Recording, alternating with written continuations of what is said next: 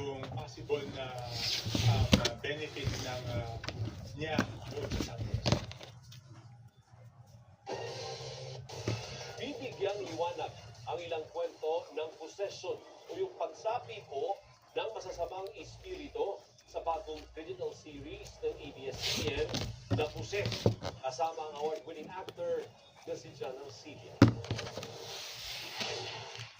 Noon pa man, marami ng mga kwento ng pagsapi ng tiyan. Ang masamang espiritu, kinokontrol ang isip, pati ang kilos ng isang tao. Ang first case ko po talaga ay isang binatilyo na open po ang kanyang third eye.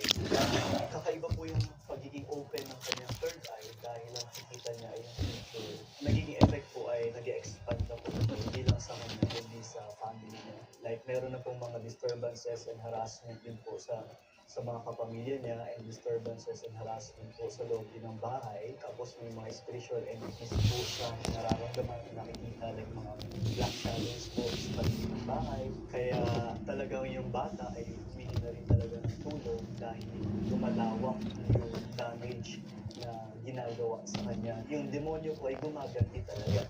Hindi lang sa exorcist, kundi pati sa pamilya na mga exorcist. Kaya po talagang nakakatakot dahil talagang makapangyarihan ng demonyo. Talagang gumaganti siya. Ako si John Arcilla.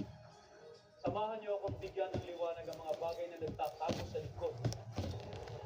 Ito ang mga tunay na kwento mula sa mga Filipino exorcists.